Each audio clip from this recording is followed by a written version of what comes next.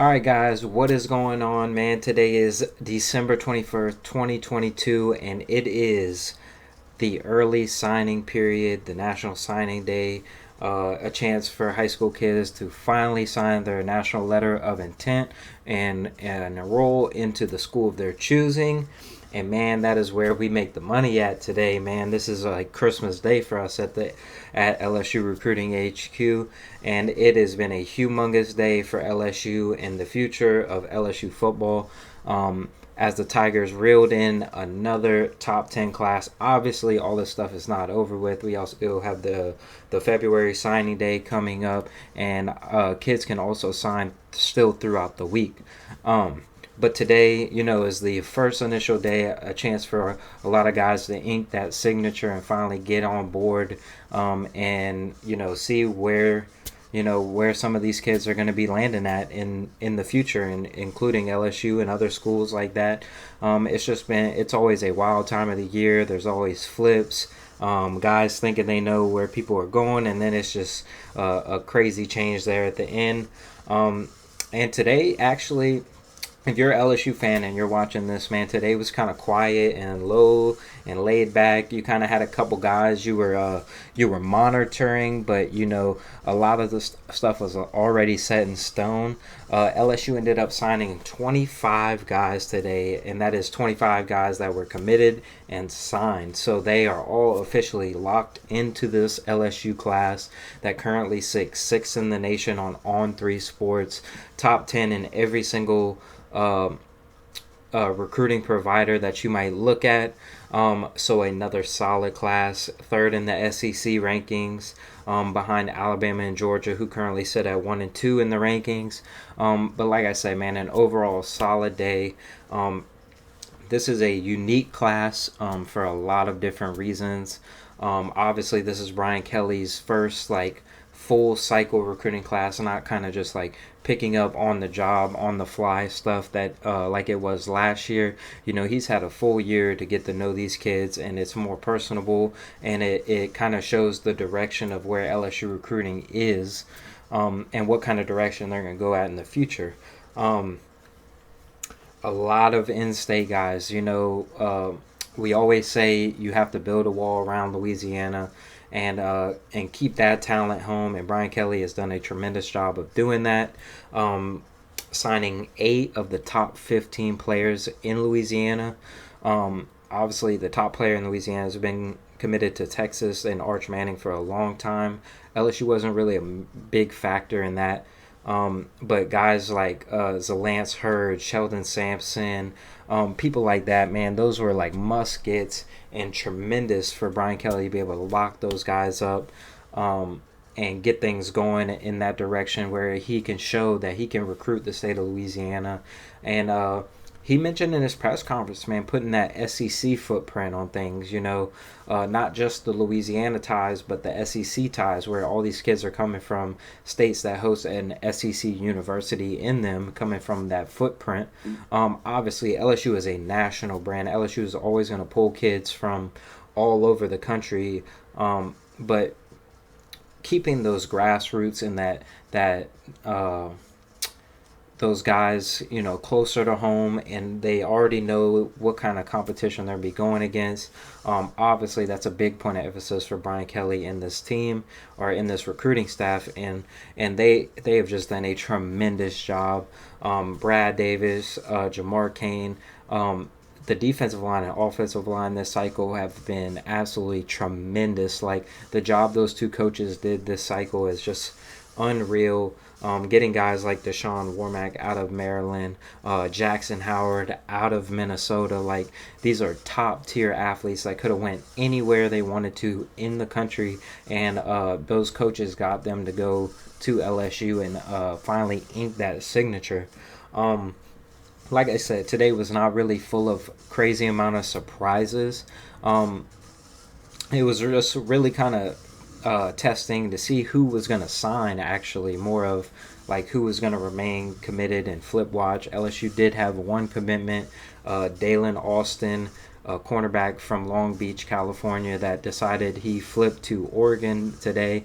So LSU drops that one, but they also pick up a flip from Texas in the tight end that was originally committed to Vanderbilt. So the numbers stayed the same. You dropped one, added one. So the number is stayed at 25 this whole time. And like I said, it's a tremendous job by the staff by getting all of these kids signed today. One thing I want to talk about is this. So you touch bases, right? Everybody knows the glaring weaknesses of this LSU roster, right? The cornerback depth is a humongous concern. And then, football games are won and lost in the trenches. I personally believe that pretty much every football coach in the country agree with that. You can have all the skill guys you want. If you can't have nobody to block for them and you can't have nobody to get those guys on the ground, then all of that is worthless, And like I said, Brad Davis, just the guys that he was pulling, out of Georgia, you have guys going to these prestigious high schools out of Georgia and Georgia Bulldog territory, just plucking these guys out of there and getting them to come to LSU. Man, that you guys don't understand how crucial it is to get these kind of guys. And I believe, I'm not 100% sure, I'll get you a number here in a second, on the exact total of offensive linemen that they sign. I'm seeing four, I believe, at the moment, not counting like transfers and stuff at this moment. The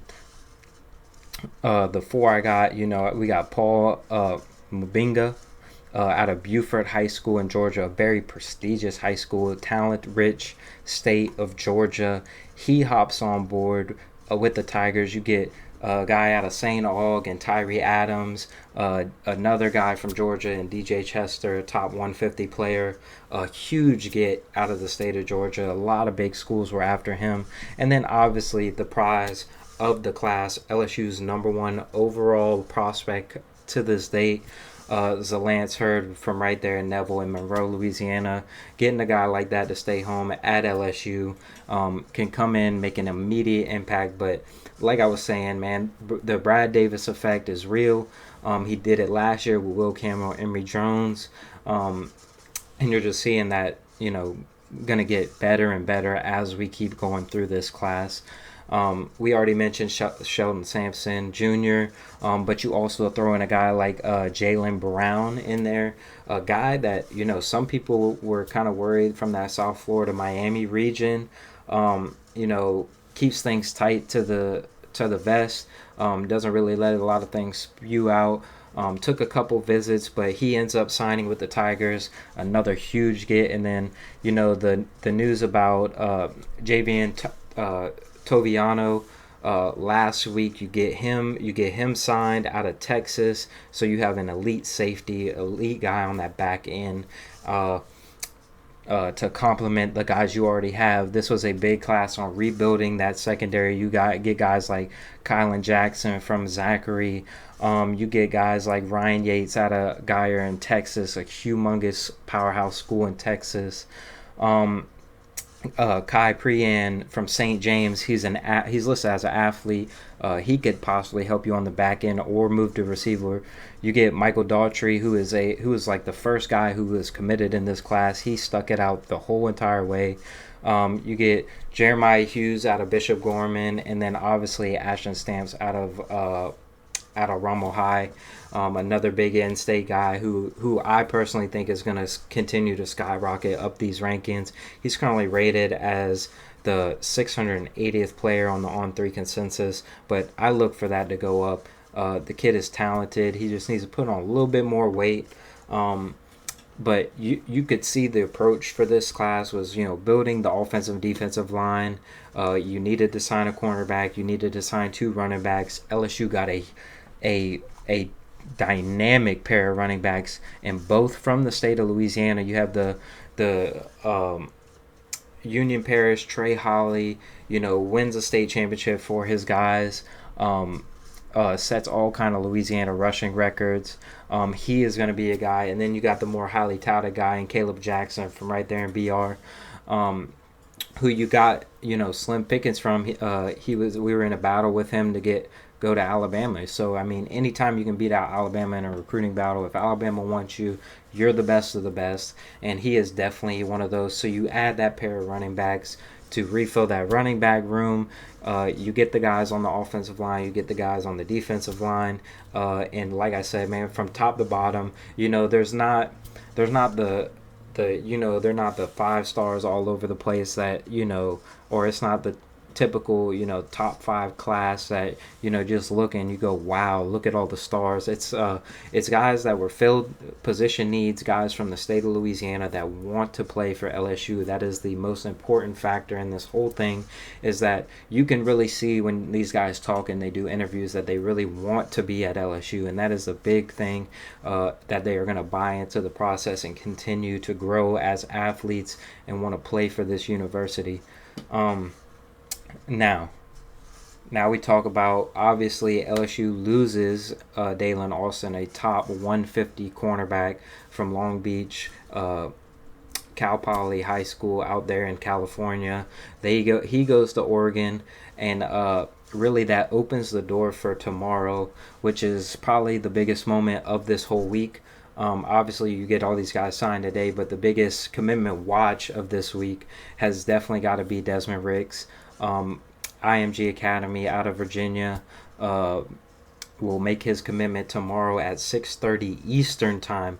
Now make sure you set your clocks. 6:30 Eastern time tomorrow. He's announcing where he will be playing high school football or college football. Right now, LSU is the perceived leader in all of the predictions, but man, you never know with these kids. Anything can change in the 11th hour. It is just a wild case. Obviously you have a guy who reclassified from 24 to 23, who's going to enroll in college a year early, but a guy who definitely can make an impact for LSU and solidify that back end of this class, and finish with a very solid grouping as far as your DB base. Desmond Ricks, obviously a top 50 player on all consensus rankings, a 5-star in some other ones. But like I said, it's between Alabama, Florida, and LSU, and obviously everybody perceives LSU as the leader, but you know how Nick Saban is, you know how Alabama is, man. They just don't go away. So we're going to be keeping a close eye on this one, monitoring it very closely. Make sure if you guys aren't already, you're keeping up with things on LSU Recruiting HQ's Twitter page and Instagram. We will do our best to keep you guys up to date. But yeah, man, that's all I got for today, man. Like I said, it was a super quiet day for LSU fans, but a very productive day as LSU finalizes a 25-man class, with multiple guys still left to go and multiple transfer spots still to go. As it sits now, LSU is currently the 6th ranked class in the nation, 3rd in the SEC, with a class composite score of 92.81. So that is a big thing. But the biggest thing is, like, all these guys that were committed, they ended up signing today. So we're not holding out on anybody waiting till February or waiting till later in the week where, they could possibly change their mind. And that is huge news for Brian Kelly and the Tigers. Alright guys, if you enjoyed today's video, man, make sure you guys like and subscribe to the channel. Leave a comment. Let me know what you guys think about the Desmond Ricks situation, what you guys think about LSU's class as a whole. We will be breaking things down all week. I'm sure I'll be getting you guys another video soon. Make sure you guys are always following LSU Recruiting HQ on Twitter, Instagram, Facebook, all that stuff. You know where all the good information is around here. We're doing our best to get it out to you as fast as we can, as soon as we know.